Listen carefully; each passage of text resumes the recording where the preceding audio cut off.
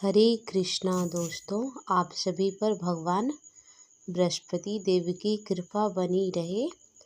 आज के इस वीडियो में हम सुनेंगे गुरुवार व्रत कथा। तो चलिए सुनते हैं। भारतवर्ष में एक प्रतापी और दानी राजा राज्य करता था। वह नित्य गरीबों और ब्राह्मणों की सेवा किया करता था। यह बात उसकी रानी को अच्छी नहीं लगती। वह न व्रत करती और न किसी गरीब को दान देती। वो राजा को भी दान देने से मना किया करती थी। एक दिन राजा शिकार खेलने वन को गए हुए थे तो रानी महल में अकेली थी। उसी समय बृहस्पति देव साधु वेश में राजा के महल में भिक्षा मांगने के लिए आए और भिक्षा मांगी। रानी ने भिक्षा देने से इनकार किया और कहा, हे साधु महाराज, मैं इस दान और पुण्य से तंग आ गई हूँ। इस कार्य के लिए मेरे पति देव ही है। आप ऐसा कृपा करें कि सारा धन नष्ट हो जाए तथा मैं आराम से रह सकूं। साधु ने कहा, हे देवी, तुम बड़ी विचित्र हो। धन संतान से तो सभी चाहते हैं, पुत्र और लक्ष्मी तो पापी के घर में भी होने चाहिए। यदि तुम्हारे पास अधिक धन है तो भूखे मनुष्य को भोजन दो, प्यासे के लिए प्याऊ बनवाओ, मुसाफिरों के लिए धर्मशालाएं बनवाओ। जो निर्धन अपनी कुंवारी कन्या का विवाह कर नहीं सकते, उनका विवाह कर दो। ऐसे और कई काम हैं जिनके करने से तुम्हारा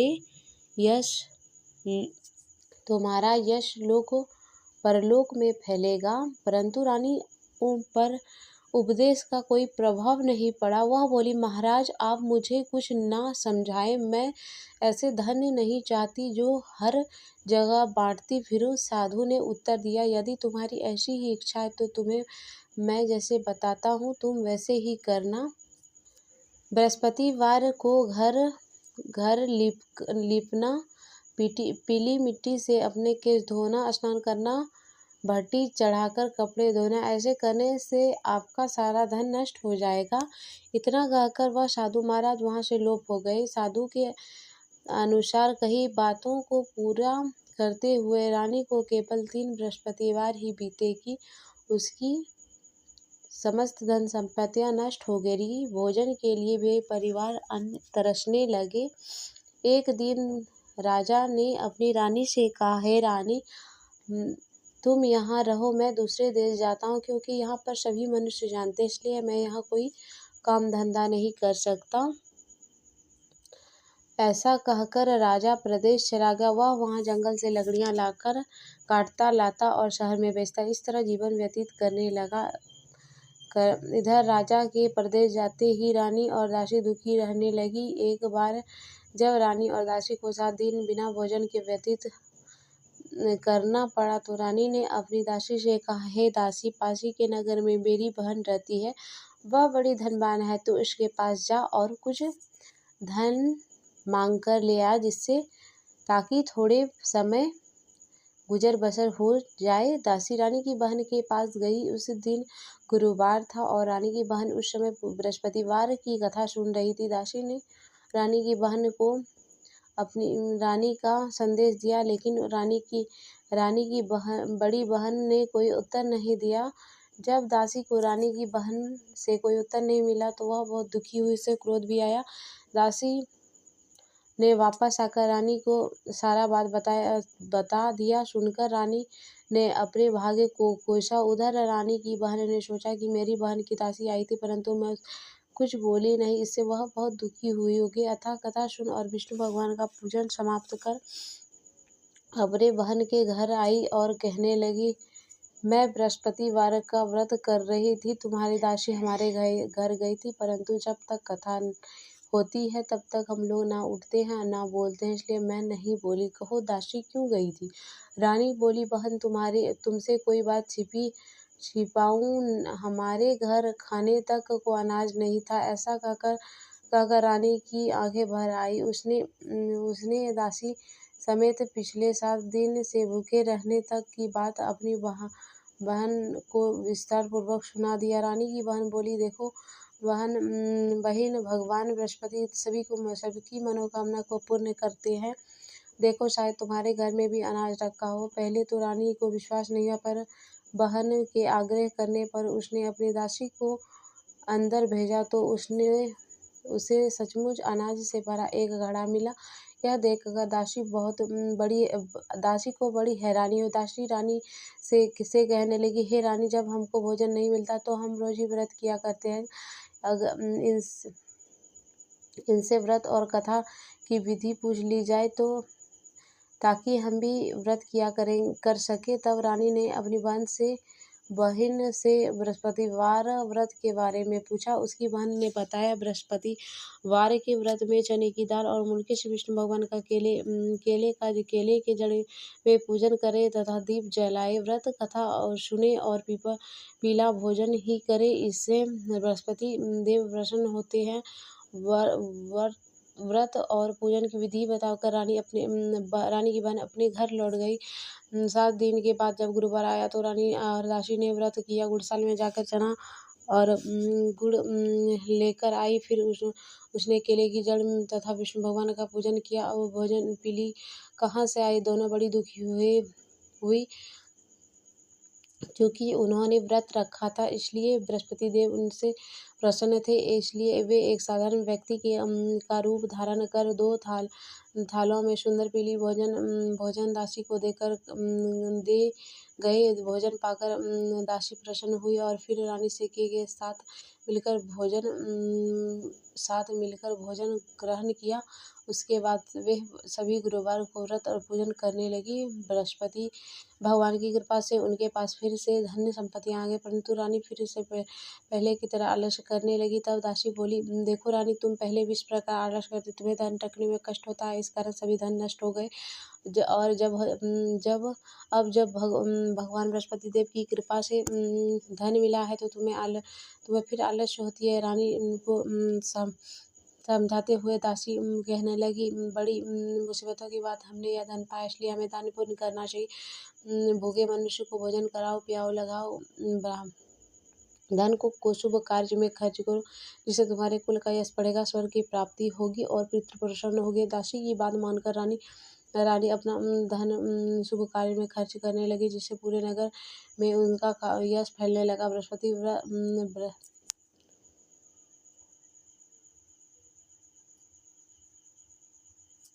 एक दिन राजा दुखी होकर जंगल में एक पेड़ के नीचे आसन जमाकर बैठ गया। वह अपनी दशा को याद करके व्याकुल होने लगा। बृहस्पतिवार का दिन था। एकाएक उसने देखा कि निर्जन वन में एक साधु प्रकट हुए। वह साधु वेश में स्वयं बृहस्पति देव थे। लकड़हारे के सामने आकर बोले, हे लकड़हारे, इस सुनसान जंगल में तुम किस चिंता में बैठे हो? लकड़हारे ने दोनों हाथ जोड़कर प्रणाम किया और उससे उत्तर दिया, महात्मा जी, आप सब कुछ जानते हैं कि मैं क्या हूँ। यह कहकर रोने लगा और साधु को अपनी आत्म कथा सुनाई। महात्मा जी ने कहा, तुम्हारी स्त्री ने बृहस्पति के दिन बृहस्पति भगवान का निरादर किया है, जिसके कारण रुष्ट होकर उन्होंने फिर तुम्हारी यह दशा कर दी। अब तू चिंता को दूर करके मेरे कहने पर चलो तो तुम्हारे सब कष्ट दूर हो जाएंगे और भगवान पहले से अधिक धन संपत्तियां देंगे। तुम्हें बृहस्पतिवार के दिन कथा किया करो। 2 पैसे के चने मुनके लाकर उनका प्रसाद बनाओ और शुद्ध जल से लोटे में शक्कर मिलाकर अमृत तैयार करो। कथा को पढ़ो। अपने सारे परिवार और सुनने वाले प्रेमियों में अमृत व प्रसाद बांटकर आप भी ग्रहण भोजन करो। ऐसा करने से भगवान तुम्हारी सब मनोकामना को पूर्ण करेंगे। साधु के ऐसे वचन सुनकर लकड़हारा बोला, हे प्रभु, मुझे लकड़ियां बेचकर इतना भी पैसा नहीं बचता जिससे मैं भोजन करने की उपरांत मैं बचा सकूं। मैंने रात्रि में अपनी रानी को व्याकुल देखा है। मेरे पास कोई साधन नहीं जिससे मैं उसका समाचार जान सकूं तो खबर मंगा सकूं। साधु ने कहा, हे लकड़हारे, तुम किसी बात की चिंता मत कर। बृहस्पति के दिन तुम रोजाना की तरह लकड़ियां लेकर शहर में जाओ।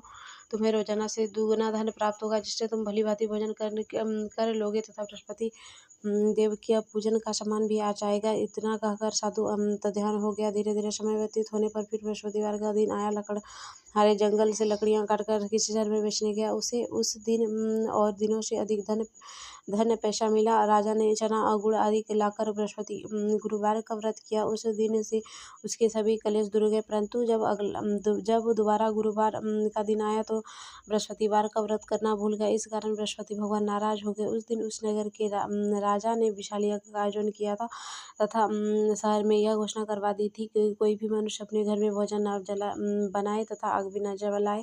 समस्त लोग मेरे यहाँ भोजन करने आए। इस आज्ञा को जो ना मानेगा उसे फांसी की सजा दी जाएगी। इस तरह की घोषणा संपूर्ण नगर में करवा दी। राजा की आज्ञा अनुसार शहर के सभी लोग राजा के भोजन में सम्मिलित हुए, लेकिन लकड़हारा कुछ देर से पहुंचा, इसलिए राजा उसको अपने साथ साथ घर लाए गए और ले जाकर भोजन करा रहे थे तो रानी की दृष्टि उस कुटी पर पड़ी जिस पर उसका हाथ टंगा हुआ था। वह वहाँ पर दिखाई नहीं दिया। रानी को निश्चय हो गया कि मेरा हाथ इसी लकड़हारे ने चुराया है।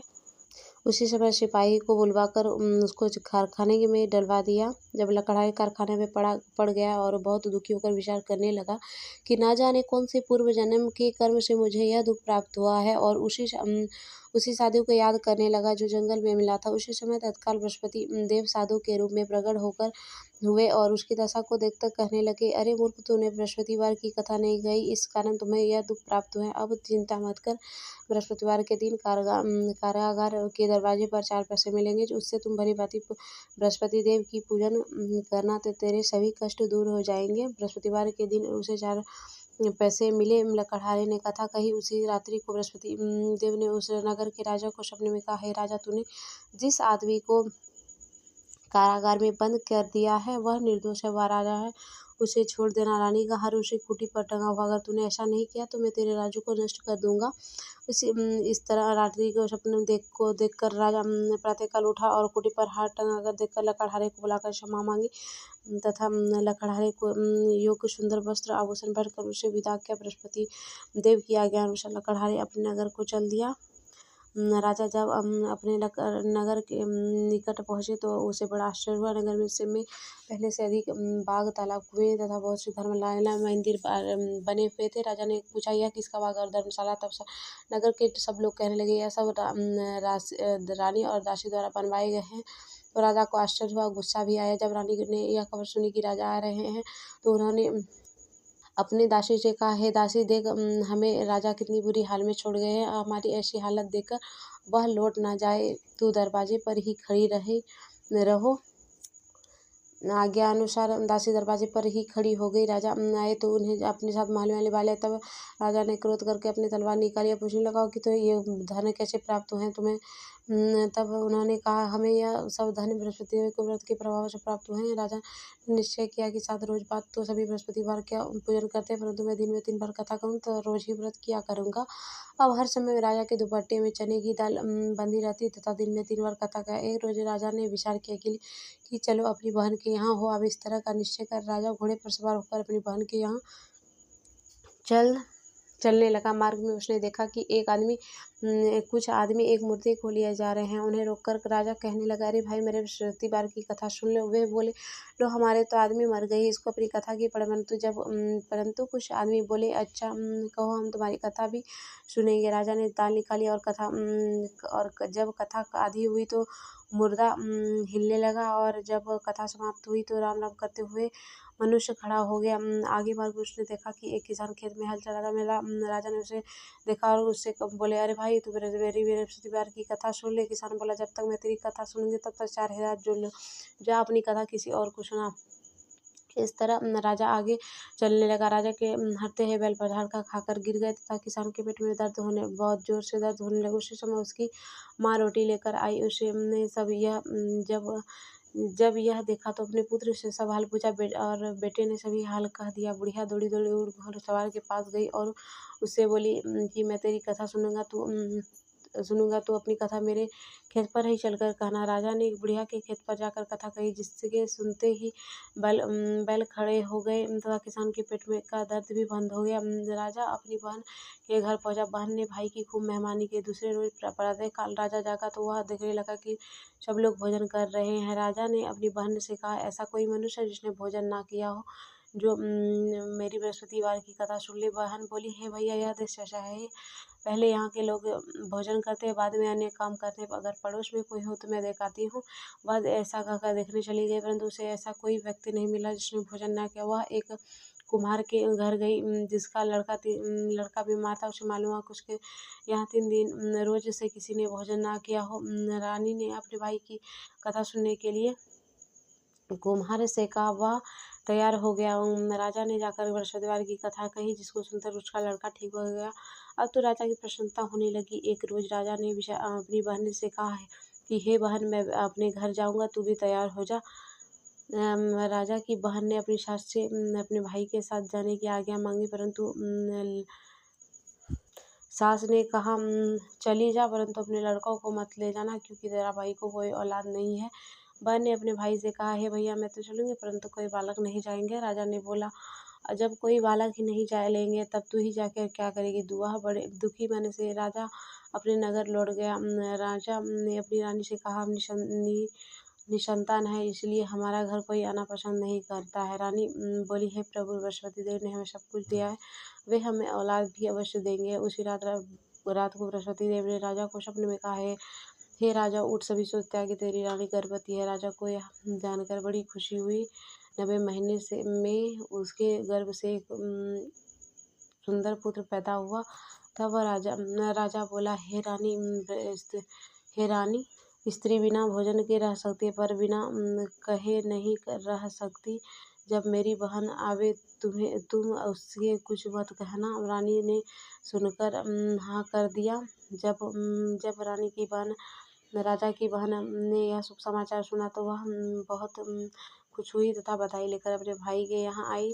तभी रानी ने कहा, घोड़ा चढ़कर नहीं आई, गधा चढ़ी आई। तब राजा की बहन बोली, भाई, मैं इस प्रकार तुम्हें ना कर, तुम्हें औलाद कैसे हैं। बृहस्पति देव ऐसे हैं, जिसके मन में जो कामना रहती है सभी को पूर्ण करते हैं। जो सद्भाव पूर्व बृहस्पतिवार का व्रत करता है एवं कथा पढ़ता अथवा सुनता और दूसरों को सुनाता है, बृहस्पति देव उसकी सभी मनोकामना को पूर्ण करते हैं।